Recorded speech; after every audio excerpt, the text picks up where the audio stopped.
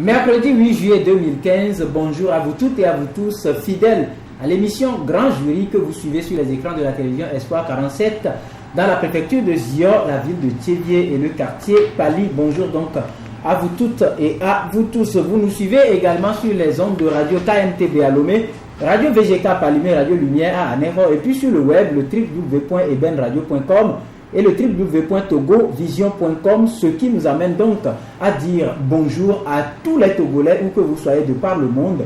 Bienvenue au plateau de cette émission qui vous accompagne et qui vous permet de vivre en temps réel l'actualité de votre cher pays, le Togo. Parlant de l'actualité, ce matin, nous allons revenir sur le drame de Tablibo. Quelles leçons tirer de ce drame et quels mécanismes pour assurer l'amélioration des conditions de travail et de vie des ouvriers dans les usines, entreprises et sociétés au Togo. Nous allons en parler. Nous allons également revenir sur le programme du Premier ministre Selom Komi Klasu, programme qui prévoit dans un point la relance des réformes politiques. La question est de savoir si ces réformes peuvent être opérées dans la sérénité et dans un délai convenable tel que le souhaitent les acteurs. Nous allons, si le temps le permet, revenir sur les commentaires des hommes politiques, du moins les candidats malheureux aux dernières élections présidentielles sur le gouvernement Selom Komi Klasu. Que comprendre de ces sorties de ces hommes politiques, certains qui auraient bien voulu participer à ce gouvernement? Nous allons en parler avec deux invités que nous allons vous présenter après la une des journaux. Parlant de la une des journaux, on en a tellement ce matin. On commence par le Mania Libéré dans les kiosques qui titre à sa une déclaration de politique générale, inclusion socio-économique et amélioration du cadre de vie des populations, les grands défis du tandem Faure-Klasu. Économie, Ecobank condamné à payer 12 milliards de francs CFA à titre de dommages et intérêts à Thierry Tano, son ex-directeur général. La lutte contre la piraterie maritime, le journal s'y est également intéressé et titre: pour absence de procès, les pirates se plaisent dans leurs actes criminels. Et puis démarrage des championnats nationaux de D1 et D2 de football, une mission difficile pour le comité de normalisation. Et puis le journal nous informe de la territorialité de la TVA qui est au centre des débats, article à lire à la page 2 du Mania Libéré. Et puis la fraternité également dans les kiosques ce matin, lancement de la phase terrestre du guichet unique pour le commerce extérieur au Togo ce 9 juillet 2015 à Lomé. Après la présidentielle du 25 avril 2015, écrit la fraternité, cap sur les locales, article décoré avec la photo du nouveau ministre de l'administration territoriale de la décentralisation des collectivités locales, Payadoa Boupessi. Et puis à la grande une, on peut lire: gouvernement Klasu, Aïdam doit-il s'inquiéter, s'interroge fraternité. Et puis politique des grands travaux, une autre interrogation du journal Fraternité: pourquoi néglige-t-on autant vert? Le Messager est également dans les kiosques, écrit Jean Kissi et le gouvernement Klasu, des déclarations pas dignes d'un élu du peuple. C'est ce que nous dit en tout cas le journal Le Messager. Et puis communiqué relatif au lancement de la phase terrestre du guichet unique pour le commerce extérieur au Togo, article à lire à la page 7, ou communiqué du moins à lire à la page 7 du Messager. Politique générale du gouvernement, le groupe des 5 en adéquation avec le PM Klasu, article décoré avec la photo de Kardiata Lo Ndiaye, représentante résidente du PNUD au Togo. Et puis santé, le gouvernement annonce la mise en place plutôt des cliniques mobiles et un hôpital de référence pour la prise en charge du cancer et les insuffisances rénales. Le journal va également dans les antres du ministère de l'Environnement et des Ressources forestières et écrit: un ménage s'impose. La lanterne de notre cher ami Robert Boumachi, que nous saluons au passage également dans les kiosques, écrit: vétusté des palais, plutôt vétusté du palais des congrès comme maison des députés, de la nécessité pour le Parlement togolais d'avoir un local digne des élus du peuple. Nouveau gouvernement, enfin un ministre de la Santé, point de suspension, mais point de suspension. Article à lire à la page 2 du journal La Lanterne. Politique, formation du gouvernement, le nouveau PM Selom Klasu à l'heure du défi. Et puis drame dans l'usine de Wassem Fortia de Tablibo, la zone franche, un véritable mouroir pour les Togolais. Politique toujours, où se cachent les responsables de CAP 2015 et de l'AMC, s'interroge la lanterne qui écrit CAP 2015 dans un coma profond après le suicide électoral. Et en page internationale, le journal va directement dans le pays du président Pierre Nkurunziza et écrit en dépit des cris d'alerte de partout, Pierre Nkurunziza poursuit sa campagne présidentielle sous haute sécurité. Un précédent dangereux pour tout le continent africain. Et puis lire le communiqué, lancement de la phase terrestre du guichet unique pour le commerce extérieur au Togo. Actu Express de notre cher ami Isidore Sassou Apollore également dans les kiosques. Bonjour Isidore. Il écrit enquête impact de l'exploitation minière sur la santé, de la fluorose dentaire à la fluorose osseuse. Les riverains de l'usine NSPT de Pémé succombent aux poussières de phosphate, avec des photos que vous allez apprécier une fois dans les kiosques au prix de 250 francs CFA. Et puis explosion d'une citerne à fuel à Ouassem Fortia, mauvaises conditions de travail pointées du doigt. Et sport, championnat de football, Folie Bazi refuse de jouer l'hypothétique championnat d'Antoine Folie. L'éveil de la nation de Sam Diobo également dans les kiosques, avec toujours le communiqué de Ségus Togo à lire à la page 7 du journal. Politique nationale, la mouvance présidentielle vit le changement pendant que l'opposition végète dans les rancœurs du passé. Toujours en politique, quand un fabriqué de Gilles Christ Olympio pète les plombs, écrit l'éveil de la nation qui titre Dimon Auré en plein déphasage avec les réalités du pays. Présidentiel 2015, la page définitivement fermée sans que Jean-Pierre Fabre-Plutôt ait assouvi à ses rêves. Politique générale du nouveau gouvernement, les partenaires techniques et financiers séduits se sont mobilisés pour soutenir le Togo. Conseil national du crédit, le secteur bancaire togolais se porte bien. Article décoré avec la photo du ministre d'État Adi Otet Ayassor de l'économie et des finances. Fait divers ou de fait de société plutôt, la drogue, ce fléau bloque la jeunesse dans son épanouissement, écrit éveil de la nation. Et puis lettre de la COSA également dans les kiosques, toujours et encore avec le communiqué de Ségus Togo à lire à la page 7. Le nouveau gouvernement au travail, écrit lettre de la COSA, complaisance zéro pour les ministres en manque d'initiatives crédibles. Traitement salarial des fonctionnaires, le journal nous apprend qu'un arrêté ministériel fixe les conditions d'application d'une nouvelle grille indiciaire. Article à lire à la page 5 du journal Lettres de la COSA Evala, édition 2015, les préparatifs dans les différents cantons. Mise en œuvre du programme social du chef de l'État, l'accès à l'énergie est un atout précieux, écrit Lettre de la COSA qui se dirige vers l'Office togolais des recettes et écrit les obligations déclaratives en matière de gestion des impôts et taxes. À lire à la page 2. Et pour finir, le triangle des enjeux de Jérôme Sossou, que nous saluons également au passage, est dans les kiosques, le numéro 331. Déconfiture générale après la présidentielle du 25 avril, écrit le triangle des enjeux. Défaut de légitimité du pouvoir de Faure Gnassingbé, désuétude du gouvernement de Kwame Klassou, l'évidence d'une impasse qui consacre le statu quo, écrit le journal. Duplicité légendaire, utopie ou parole de campagne, 1704 heures ou 102 240 minutes de gâchis après la victoire proclamée du prince entre griffes. Malgré le vaste chantier, Faure Gnassingbé toujours invisible sur le terrain pour la promesse faite aux Togolais. Et puis Côte d'Ivoire, le futur train urbain coûtera 1 milliard d'euros, nous apprend le triangle des enjeux, qui va également en Burundi. Jusqu'où ira Nkurunziza, s'interroge le journal. Et puis, compte à rebours donc, du journal, vous allez lire ça dans les kiosques. 2 mois, 1 jour de l'exercice du pouvoir dictatorial, écrit le journal. Que feriez-vous pendant les 4 ans, 9 mois, 29 jours? C'est la question que pose le journal dans sa rubrique compte à rebours. Crise Zida, donc vous allez comprendre, c'est le Burkina Faso. Des organisations de la société civile dénoncent un complot ourdi par le régime déchu. RDC, fronde commune contre un nouveau mandat de Kabila. Voilà donc tout ce qu'on peut dire autour des journaux parus dans les kiosques ce matin. Revenons donc autour de ce plateau avec nos invités. Ildefonse Akpaki, directeur donc de Togo Vision et puis directeur de publication du journal Gazette du Golfe. Bonjour et bienvenue.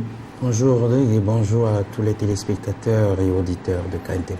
Et voilà notre second invité. Il est le directeur de publication du journal Ouara, Les 20h, Michel Yao Tchadia. Bonjour et bienvenue. Bonjour et bonjour à tous ceux qui nous écoutent. Voilà, nous allons directement aller à Tablibo, donc dans les antres de Ouassem. Ildefonse, vous êtes parfaitement au parfum de tout ce qui s'est passé. Un drame qui a coûté la vie.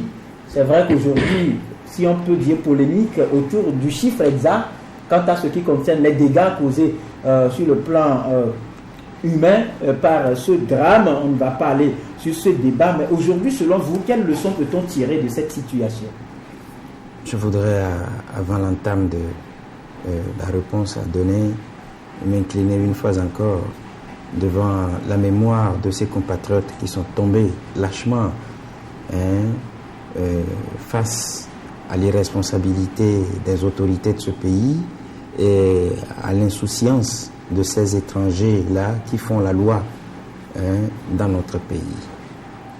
Je voudrais ensuite, abordant la question que vous m'avez posée, dire que si normalement le Togo était un État normal et que les lois de la République, les textes qui régissent cet État sont des choses qui sont bien respectées par les uns et les autres, je crois que ce drame qui vient de s'ajouter à tous ceux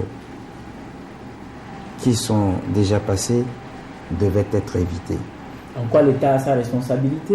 Parce que c'est, selon les informations, ce sont des soudeurs qui devaient travailler à souder donc, ou à rafistoler un peu ce silo, et puis ça a tourné en drame.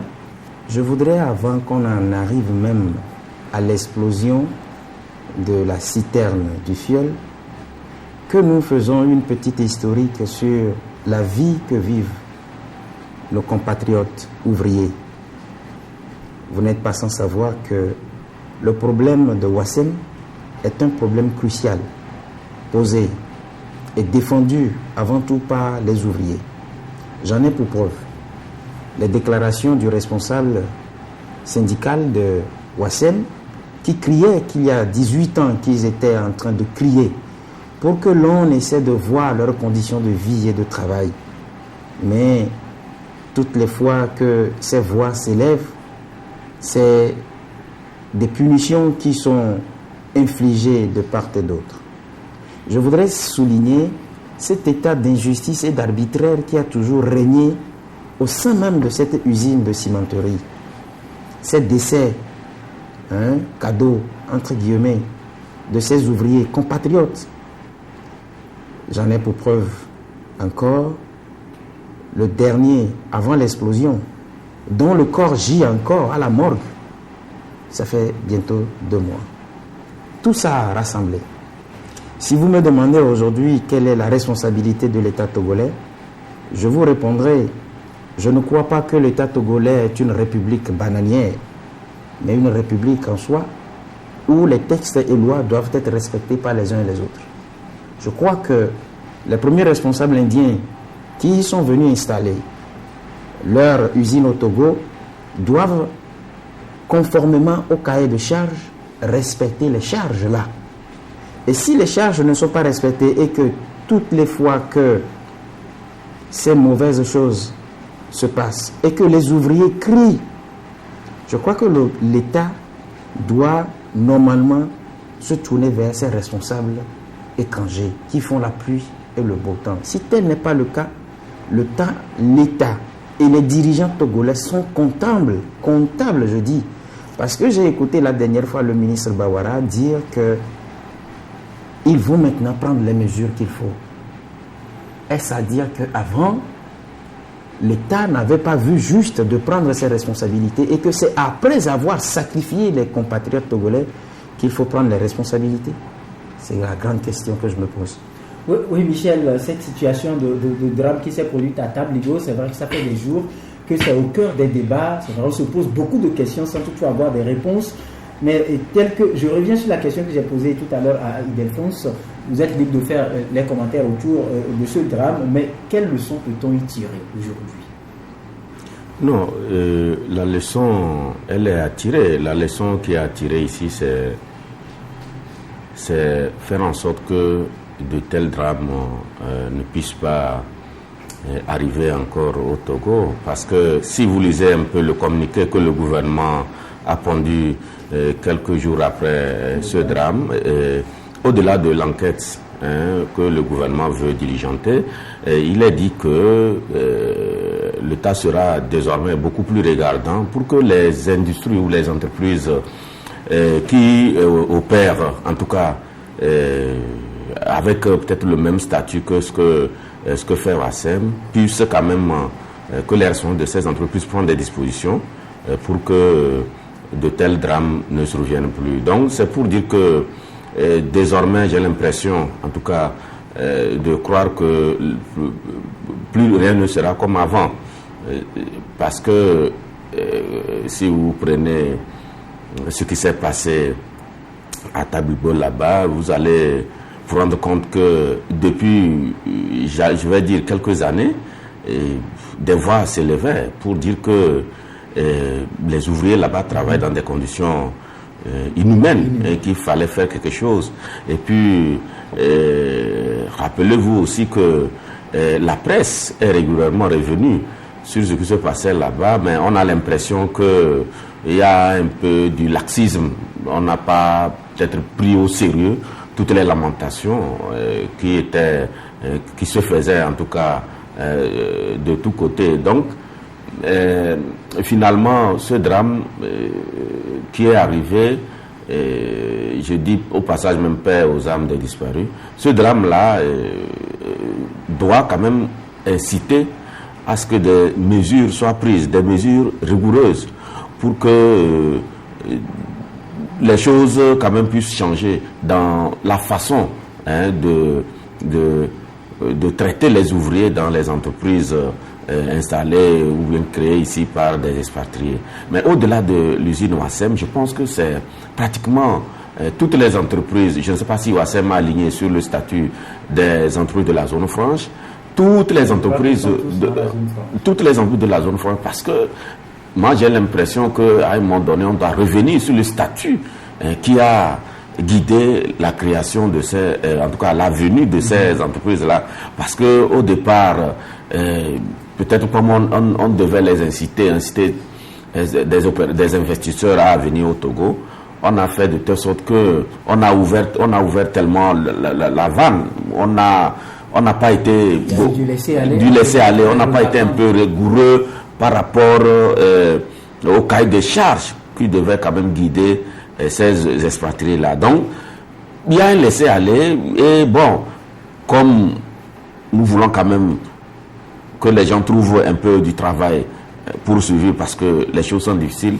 mais ce n'est pas une raison parce que les gens veulent quand même trouver un peu du travail, ce n'est pas une raison pour que ceux-là qui ont un peu du travail puissent quand même piétiner nos compatriotes, jusqu'à même perdre leur vie dans ces conditions-là. Donc, la leçon, c'est vrai, elle est à tirer. Les autorités que vous avez écoutées, vous avez compris que il y a quand même une prise de conscience à ce niveau-là, et vivement que ça ne soit pas des paroles lancées en l'air, que l'État quand même sévisse et fasse en sorte qu'il y a un peu plus du respect de ces expatriés-là, responsables d'entreprise vis-à-vis des ouvriers compatriotes. Voilà, très bien, vous avez assez compris. C'est vrai, Ildefonse, comme vous l'avez souligné, j'ai suivi hier le président du mouvement Martin Luther King sur une radio de la place qui a sorti un rapport qui a été publié et qui serait également mis à la disposition des autorités. Mais nous savons également qu'il y a ceux qu'on appelle des inspecteurs de travail. Est-ce que vous sentez réellement la présence de ces inspecteurs-là? Est-ce qu'ils font réellement leur travail? Je crois que si le travail était fait par ces inspecteurs, nous n'allons pas arriver à ce qui s'est produit à Tablibo la dernière fois. Ça, c'est la démission totale au niveau même. C'est pourquoi je dis que les autorités togolaises sont comptables dans ce qui s'est passé la dernière fois à Tablibo. cette explosion ne devait pas être de mise si les inspecteurs du travail faisaient leur travail pour voir. D'ailleurs, nous avons fait un tour à Tabligo. Nous avons remarqué que presque tout le matériel, je dis bien tout le matériel était dans un état de vétusté totale, avancé. Mais si les inspecteurs faisaient leur travail, ils sauront que l'état dans lequel les ouvriers vivent n'est pas celui que la loi ou bien que les textes recommandent. Tel n'a pas été le cas. Donc, c'est une démission de ces inspecteurs de travail et par ricochet de l'État togolais, sinon des autorités togolaises. Je voudrais revenir un tout petit peu sur le communiqué dont a fait preuve tout à l'heure le confrère Michel. C'est vrai que le communiqué a été pondu et c'est vrai également que le ministre de la Sécurité, M. Yak Damran, a fait une conférence de presse pour situer l'opinion publique sur ce qui s'est réellement passé. Mais au-delà de ce que nous vivons au Togo, Iyabel Lurette, c'est que quand ces genres de drames se passent, après, on ouvre les enquêtes sur les médias et quand est-ce qu'on a, après la suite de ce que l'enquête a donné, on ne l'a jamais. Jamais. Toutes les enquêtes, presque toutes les enquêtes qui sont ouvertes, quand il y a eu incendie des grands marchés, quand il y a eu ces dizaines de braquages dont ont été victimes les compatriotes togolais, mais des enquêtes ont été ouvertes. Mais quels sont les fruits? Quels sont les résultats de ces enquêtes? Je doute fort que cette enquête-là, dont parle le ministre de la Sécurité, aboutisse. Mais je voudrais qu'il me surprenne. Pour qu'une fois dans notre pays, que les autorités togolaises soient prises au sérieux. Oui, Michel, par rapport à ces inspecteurs de travail, c'est vrai, c'est un peu curieux, puisque si vous suivez un tout petit peu, vous comprenez que c'est des gens qui mettent un peu leur propre avantage au-dessus du travail qui leur est recommandé. Alors que chaque fois que ça se produit, on a le gars tourné vers l'autorité. On dit que c'est l'autorité qui a failli. C'est vrai que tout à l'heure vous avez suivi Ildefonse a dit sur l'autorité. Quel doit être le comportement de l'autorité vis-à-vis de ces manquements-là pour qu'on sente que les Togolais sentent qu'ils sont pris au sérieux quelque part? Non, je pense que c'est facile quand même d'accuser ces inspecteurs de travail. C'est vrai que, en tout cas, on aurait souhaité quand même qu'ils fassent mieux que ce qu'ils sont en train de faire jusqu'à présent pour pouvoir régler un certain nombre de problèmes qui surviennent dans le monde du travail. Mais il faut aussi voir ces inspecteurs de travail. Ces inspecteurs de travail, ils sont en nombre limité, ils n'ont pas de moyens, pas de véhicules. Vous allez à Lomé ici, à la direction, dans leur direction, les locaux, c'est pratiquement délabré, les cafards et les lézards, ils côtoient là-bas. Et puis, ajouter au fait que ces gens-là, c'est des gens bien formés, très compétents, mais il faut voir leur traitement. Leur traitement ne rime à rien. Si on a quand même pris le soin d'améliorer les conditions de vie des magistrats, parce qu'on pense qu'ils peuvent être tentés par la corruption, mais autant faire de même avec ces inspecteurs de travail-là, les donner les moyens nécessaires. Vous savez, généralement, j'ai une expérience dans ce domaine, lorsque vous avez un problème avec votre employeur, ce qui est régulier, courant dans les entreprises, parce qu'on brime la plupart du temps les droits des ouvriers, mais un ouvrier va porter plainte peut-être pour licenciement abusif ou je ne sais quoi encore. Mais lorsque l'ouvrier arrive, pour les premiers jours, je pense que l'inspecteur l'écoute très bien, il fait un bon rapport, impec. Mais 3 jours après, il change de langage. Tout simplement parce qu'il y a des coups de fil qu'il a reçus. Il est passé peut-être au bureau de l'employé. Mais pour qu'il aille là-bas, il faut d'abord passer par un coup de fil. Ou alors on envoie quelqu'un. Donc, juste après, quand il regarde que son salaire ne lui permet pas de vivre, en tout cas, plus ou moins bien, il est, en tout cas, de tout temps tenté de pouvoir succomber à ce genre de propositions. Ce qui fait que finalement, le travail pour lequel il est commis ils n'arrivent pas à le faire comme cela se doit. Et finalement, nous voyons que c'est l'autorité, mais l'autorité, il y a quand même des gens qui sont chargés de le faire, mais il faut quand même les aider à mieux travailler, les aider à mieux nous servir, comme le dit le slogan, si bien le slogan d'une société de la place. Donc, il va falloir quand même régler le problème d'une manière globale. Faire en sorte que les gens qui sont commis pour ces choses-là puissent quand même, en tout cas, vivre dans de bonnes conditions pour les permettre de ne pas quand même succomber, en tout cas rapidement, à ces gens. Ce qui fait que finalement, ils sont décriés, ces espèces de travail sont décriés. Je le répète, c'est pas parce que c'est des gens qui ne connaissent pas leur travail. Ils connaissent leur travail. C'est des gens pour la plupart bien formés, qui connaissent bien le droit du travail, mais comme les choses sont ce qu'elles sont dans notre pays, ça se passe comme ça. Donc vivement que le problème puisse être réglé d'une manière structurelle pour que ces secteurs-là puissent quand même rendre quand même service à ce pays et surtout au monde du travail. Oui, mais tel que vous venez de le dire, puisque une enquête est ouverte, est-ce qu'il n'y a pas aujourd'hui crainte que ces enquêteurs-là aussi passent par les bureaux administratifs de Ouassem Fortia avant d'aller sur le terrain? Bon, c'est une inquiétude.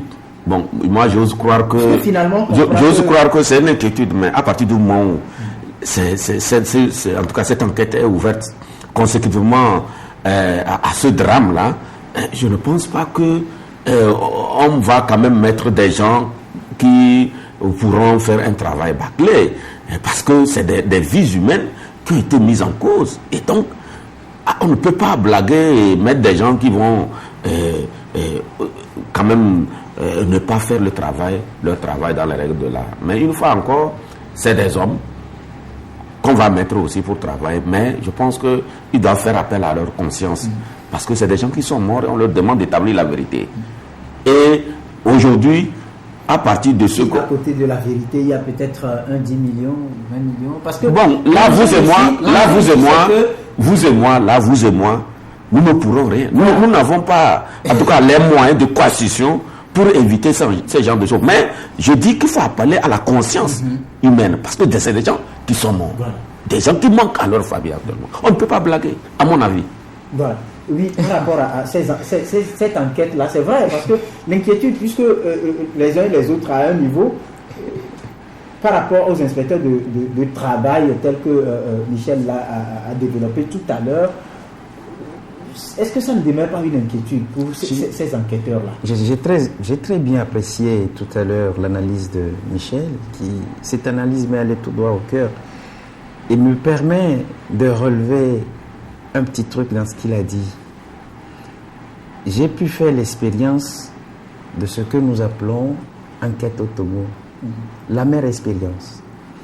Et si aujourd'hui nous disons que c'est à partir de l'explosion de Tabligo qui a fait des victimes qu'il faut avoir une confiance totale en cette autorité-là qui nous dirige, moi j'ai encore des doutes, j'ai des craintes et je suis sceptique.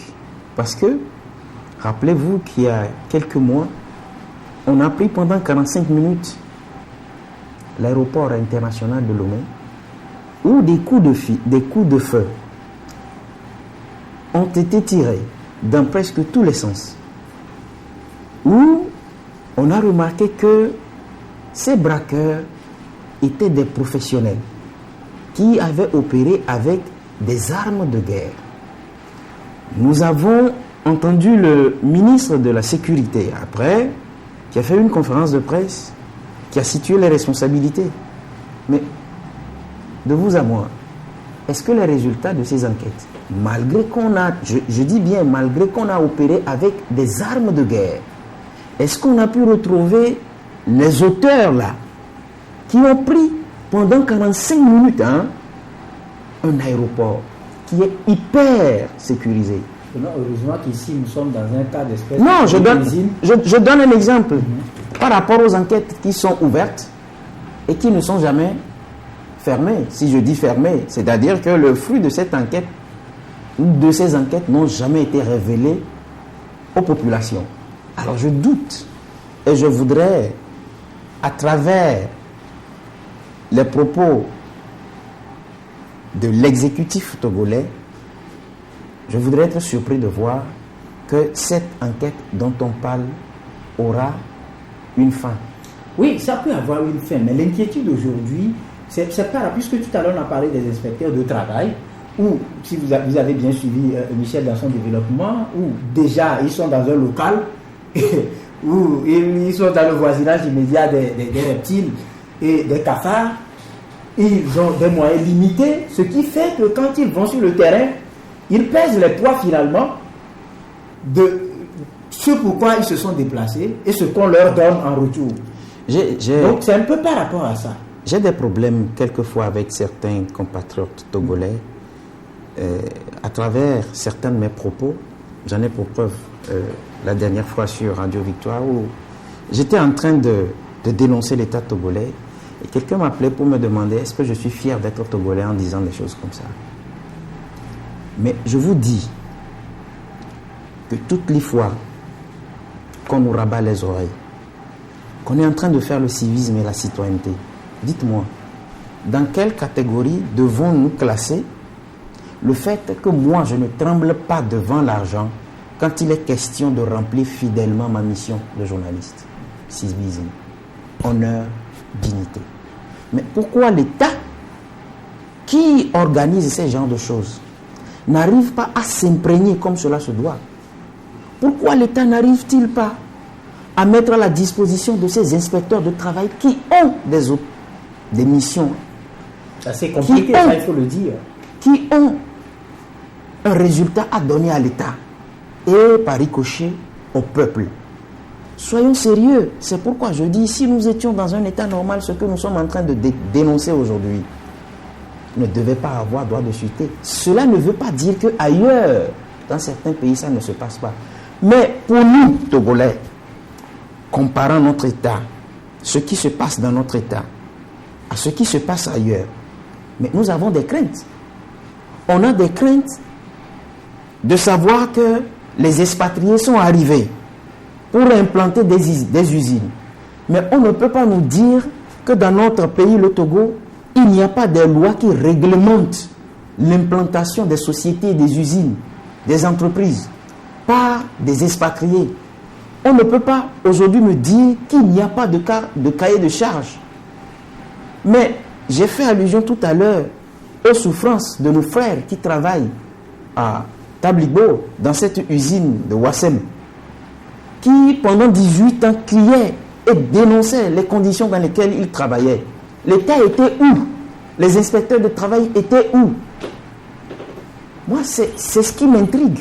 Si on me dit aujourd'hui qu'il n'y a pas de moyens, donc ce qui veut dire que peut-être que demain, ce qui s'est passé à Tablibo là, ce qui se passera sera pire. S'il n'y a pas de moyens. Très bien. Michel, c'est vrai, le ministre Bahara a dit que l'État va prendre toutes les dispositions pour être regardant, donc contribuer à l'amélioration des conditions de travail des ouvriers dans ces entreprises et usines-là.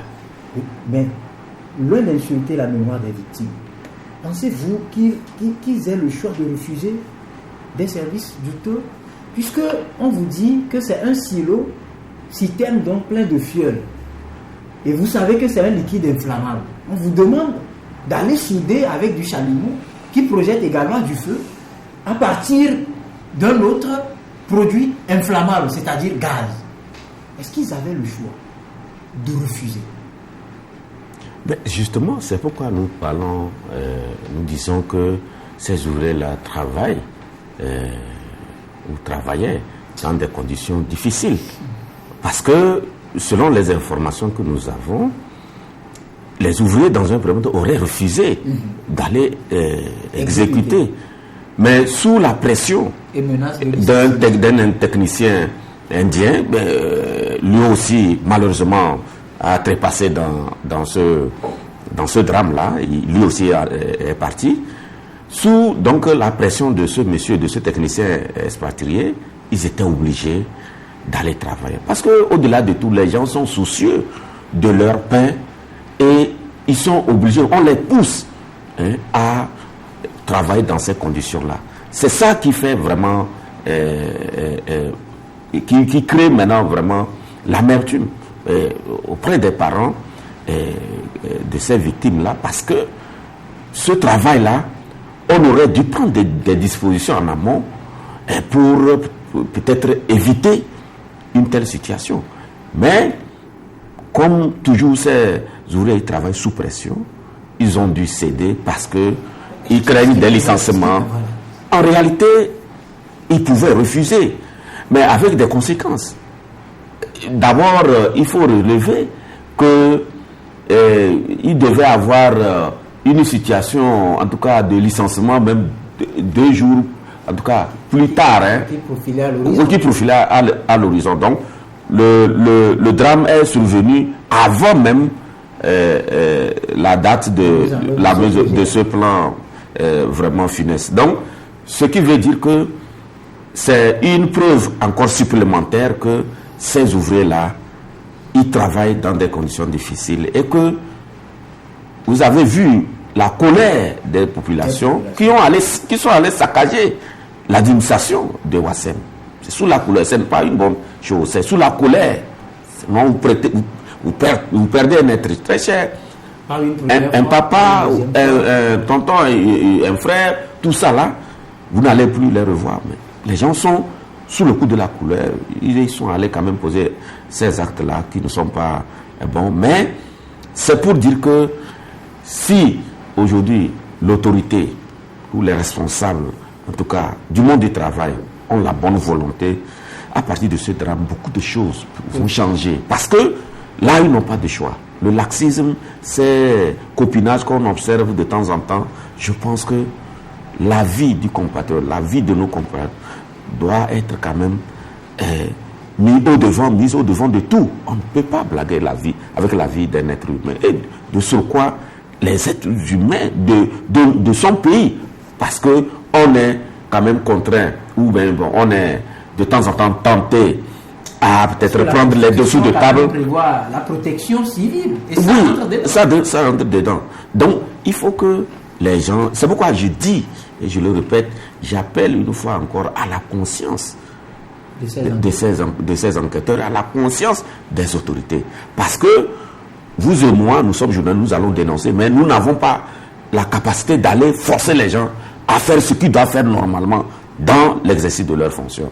Mais, une fois encore, je pense que c'est une situation très regrettable qui doit quand même permettre de changer beaucoup de choses. Voilà. Très bien, on vous a assez compris. Maintenant, c'est vrai, aujourd'hui, Alphonse, quel genre de mécanisme pensez-vous qu'on puisse mettre en place parce qu'il va falloir mettre fin à ces pratiques dans ces entreprises, usines un peu partout. Avant le cas d'Ouassem, on a vu ce que ça a donné juste à côté, ici, avec Nina, où la jeune dame a succombé parce qu'elle ne pouvait pas non plus dire non, je ne peux pas. Comme on n'a pas le choix, quel genre de mécanisme faut-il installer aujourd'hui pour sécuriser ce secteur? Pourquoi vous voulez qu'on parle de mécanisme? Je crois que les textes et les lois qui régissent l'État, qui régissent même le domaine dont nous parlons, sont clairs. On vient de relever quand même des anomalies. Par exemple, vous prenez des inspecteurs de travail qui préfèrent passer dans les bureaux de l'administration de ces entreprises au lieu d'aller sur le terrain vers les ouvriers pour lesquels l'État les a commis. On a relevé tant d'insuffisants. Maintenant, aujourd'hui, qu'est-ce qu'il faille faire? Le respect des cahiers de charge. Le respect des cahiers de charge. Il y a ça. Et le fait que l'autorité arrive à prendre à bras le corps ce problème.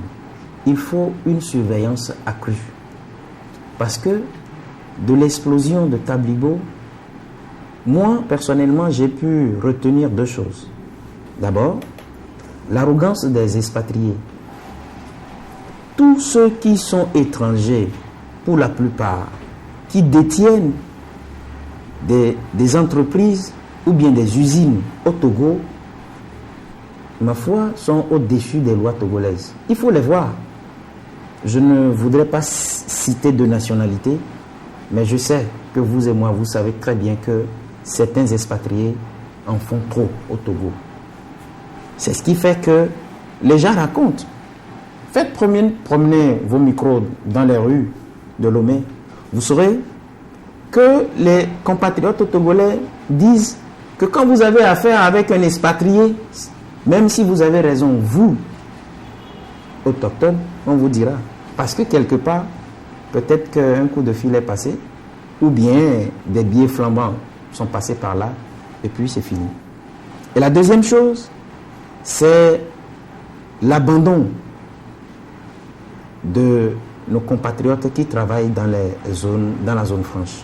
Sincèrement, il faut que cette zone franche-là, les règles de cette zone franche soient revues. Vous avez fait mention tout à l'heure du décès de la jeune fille de Nina. Vous avez vu les conditions dans lesquelles elle est décédée. Une jeune fille qui était malade, qui a signalé le fait qu'elle n'était pas en bon point de travailler, mais sous la menace, elle a fini par succomber. C'est des choses qu'il faut revoir. Ce n'est pas parce que on a fait de nous les Togolais aujourd'hui des miséreux, parce qu'il y a une minorité qui profite des richesses et que la grande majorité végète dans la pauvreté et qu'elle est obligée de se soumettre à tout ce qu'on lui offre comme travail, que les choses doivent se passer comme ça. Je crois que c'est des choses qu'il faut éviter à tout prix. Oui, Michel, quel mécanisme? Parce que à fouiller, c'est vrai que peut-être actuellement... Non, on ne peut pas parler de mécanisme ici, parce que lorsqu'une entreprise vient dans notre pays pour s'installer, il y a ce qu'on appelle cahier des charges, et tout est mis là-dedans. Malheureusement, il ne se plie pas, les responsables de cette ils ne se plient pas aux dispositions contenues dans ce cahier de charges-là. Parce que l'État doit sévir. Non, l'État, vous savez, c'est dû au fait que ces responsables d'entreprise, pour venir ici, peut-être ils ont dû s'appuyer sur quelqu'un du pouvoir. Et donc, il a cette protection-là, quelque part. C'est ça qu'il faut déverrouiller. Pour quand même mettre les gens au pas, il faut déverrouiller ça. Que désormais, voilà, lorsque vous posez tel acte, il y a quand même l'inspection du travail qui doit vous marquer à la culotte. Et que si vous devez être sanctionné, on va vous sanctionner. Vous comprenez? Moi, je trouve que c'est ça. Sinon, tant que... Parce que ceux-là, même les inspecteurs de travail dont nous avons parlé tantôt, ils sont limités. Ils sont très limités. Parce que dans le pouvoir... Je vais vous donner un exemple. Quelqu'un vient ici ouvrir une entreprise de gardiennage. Mais il y a au-delà du cahier de charge, mais il soumet les travailleurs à des conditions de travail terribles. On vient, les contrôleurs font le tour, on vous voit, vous avez un peu les yeux rougis parce que comme vous êtes un verre, vous ne dormez pas. On dit non, avec vos yeux là, c'est sûr que vous êtes en train de dormir. Et à la fin du mois, ça fait 10 000 demain sur votre salaire. C'est ce que nos frères et sœurs vivent dans ces sociétés de gardiennage. Nous avons à maintes reprises évoqué ça dans nos colonnes. Vous comprenez? Mais ça ne veut pas dire que ce responsable d'entreprise ne connaît pas les droits de ces ouvriers-là ou bien de ces travailleurs-là. Il connaît. Mais il passe outre puisqu'il se dit que s'il est contraint par un inspecteur de travail parce qu'un agent aurait porté plainte, il donne un coup de fil à son protégé dans le système.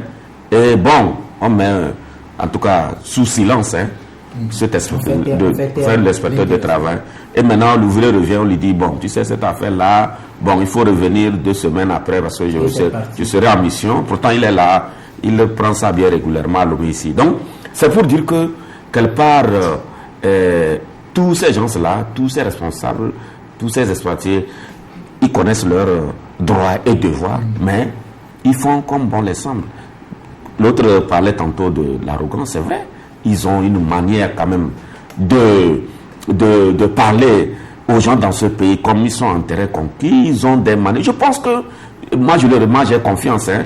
Ce drame de Tabilbo là doit quand même changer beaucoup de... Et nous allons, nous journalistes, nous avons quand même ce devoir-là de vérifier, de surveiller, en tout cas les tests, si jamais ils sont, en tout cas, révisés pour que ces responsables-là puissent quand même voir qu'ils sont quand même suivis de très près pour changer un temps ça peu leur façon de gérer quand même nos frères et sœurs qui travaillent dans leur entreprises respectives. Voilà, en tout cas, ça fait vraiment beaucoup de regrets de constater que des gens qui sont partis, qui ont dit à leurs femmes, enfants, parents, je vais aller travailler, revenir avec le pain quotidien, ne puissent plus revenir.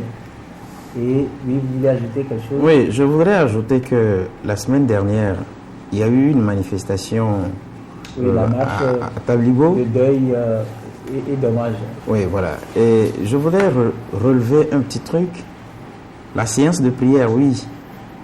La marche, je trouve que parmi tous ceux qui ont fait le déplacement sur Tablibo, il y a eu des cadres de la surtout localité les cadres, de Noto, les natifs, y compris des députés, des politiques et tout.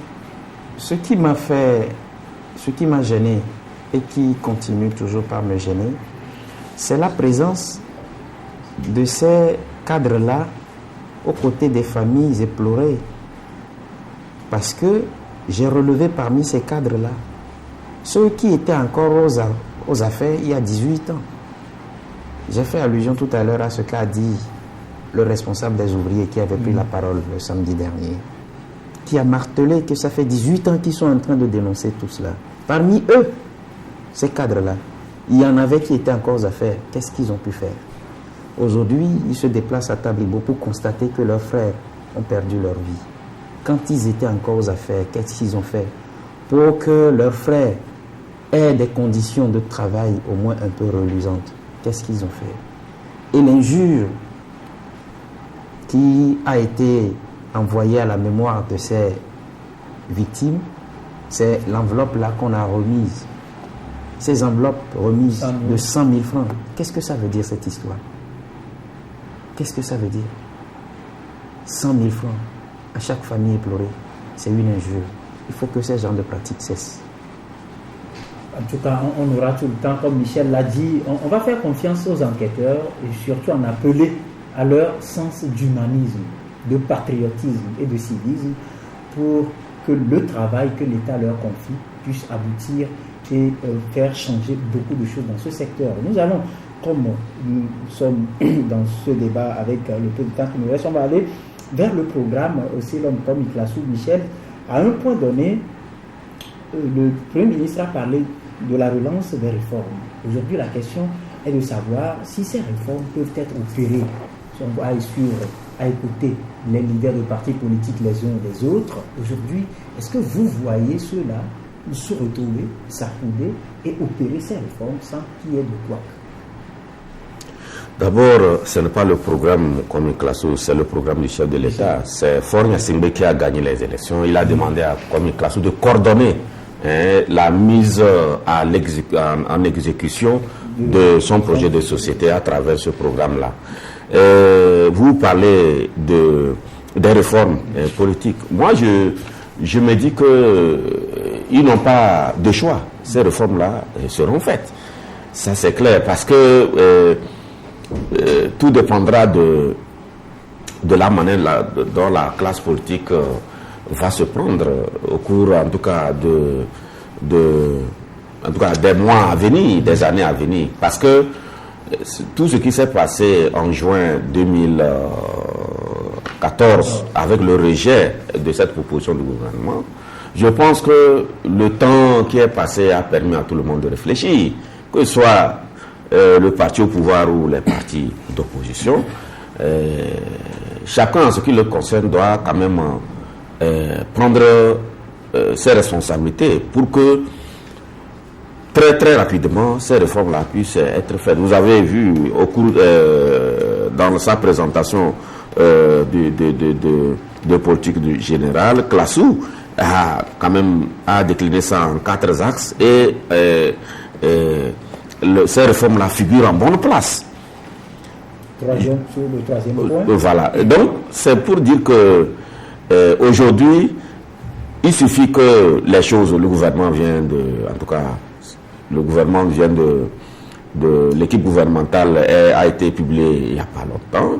Il va falloir que les gens quand même prennent réellement fonction. Et donc, très rapidement, c'est sûr que dans les mois à venir, peut-être un dialogue peut-être peut être déclenché dans ce sens-là pour pouvoir permettre aux gens de pouvoir arriver à ces réformes-là. Mais rappelez-vous aussi que le chef de l'État a mis en place une commission qui est chargée quand même de revisiter, en tout cas notre histoire politique, pour peut-être arriver à une refonte totale de notre système politique. Parce qu'aujourd'hui, d'aucuns disent qu'on ne sait pas si nous sommes dans un système de régime présidentiel, semi-présidentiel.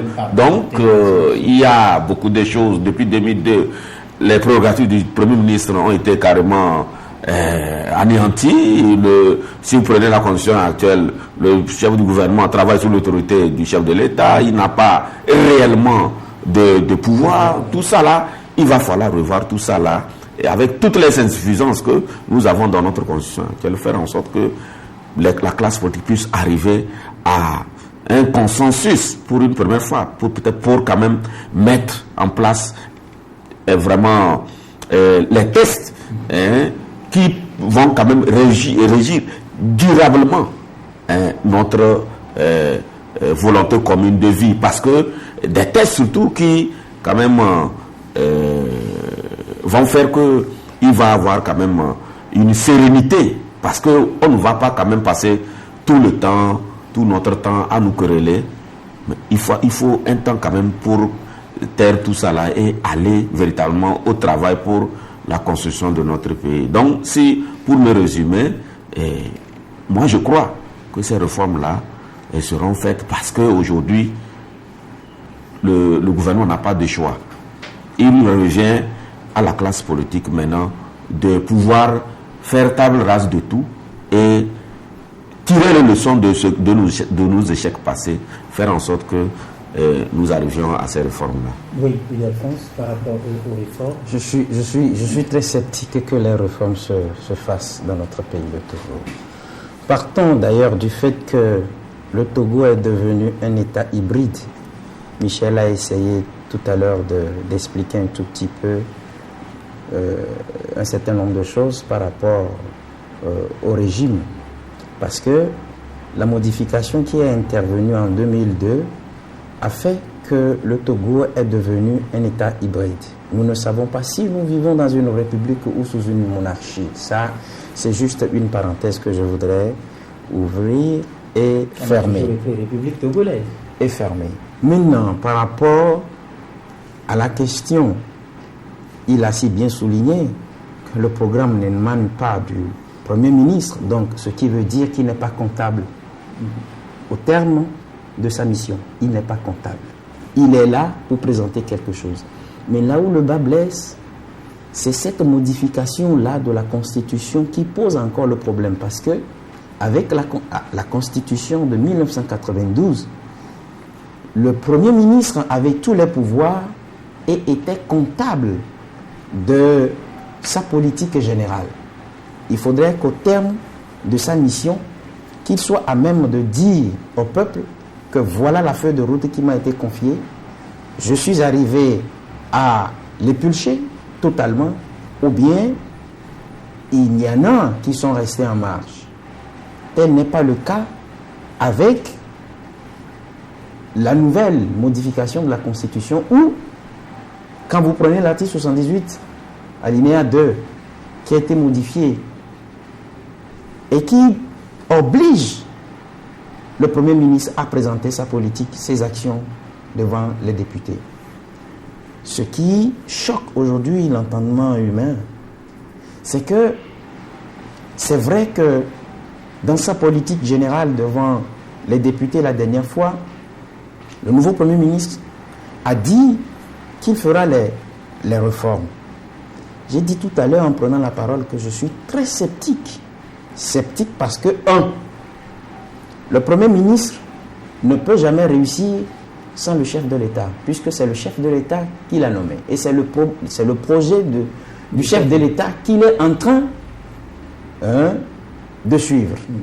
Alors, quand vous prenez le chef de l'État togolais, M. Faure Gnassingbé, j'ai l'habitude de relever une de ses phrases, tout juste quelques jours, quelques semaines, il a pris le pouvoir.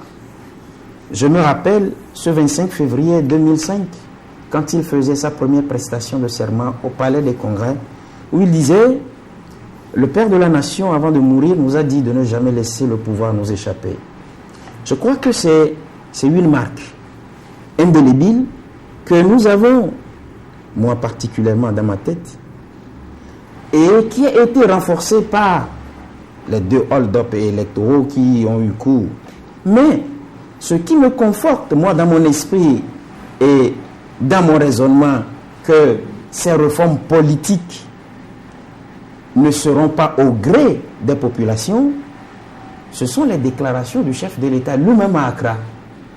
Même s'il ne l'a pas déclaré, c'est son refus de parapher le protocole de limitation des mandats présidentiels dans la CEDEAO. Si aujourd'hui, avec l'uniformisation du système économique, on a pu avoir l'UEMOA et que dans le même bloc régional, on a pensé que pour doter les pays de la CEDEAO d'institutions fortes, il faut limiter les mandats présidentiels et par ricochet faire asseoir les bases solides d'une démocratie. Je crois que le Togo ne devait pas être parmi ces pays-là qui auraient ou bien qui ont envie de ne pas marcher au pas de l'évolution. En tout cas, on va y revenir. Malheureusement, nous sommes pris par le temps. On va donner le soin à Michel de placer un dernier mot. Non, c'est vrai à que Accra, vous aucun chef d'État n'a paraphé le projet de limitation des mandats. Aucun chef d'État ne l'a fait, que c'est Fornia Sibesol qui n'a pas. C'était une proposition des ministres, des techniciens qui travaillaient. Ils ont fait, ce n'était pas la seule proposition. Il y avait beaucoup de propositions qui ont été faites et que ça devait être débattu par les chefs d'État. Et au niveau des chefs d'État, ils ont estimé que c'était prématuré d'évoquer cette question, qu'on pouvait en discuter au cours des prochaines occasions. En aucun moment, le chef de l'État n'a jamais pris la parole.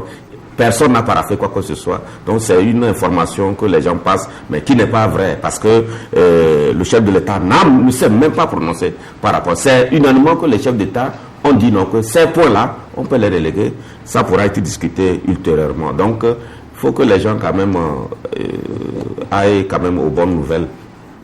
Très bien, on vous a assez compris. Malheureusement, on n'a plus beaucoup de temps. On ne peut que remercier nos invités. Ildefonse Apaki, directeur donc, de Togo Vision, et puis directeur de publication du journal La Gazette du Golfe, et puis Michel Yao Tchadia, directeur de publication du journal Voilà les vainqueurs. Nous sommes revenus sur le drame de Tabligo. Vous avez suivi tout le développement. En tout cas, je rappelle que nous faisons tout ceci au nom de l'appel qui nous est lancé à travers l'hymne national togolais. Viens, bâtissons la cité, et nous interpellons également au civisme, au patriotisme et à l'humanisme de tous les Togolais pour que le peuple soit protégé. Nous profitons de cette occasion pour dire bonjour à Patron Aimé et ses apprentis coiffeuses ici à Tokoinsoted.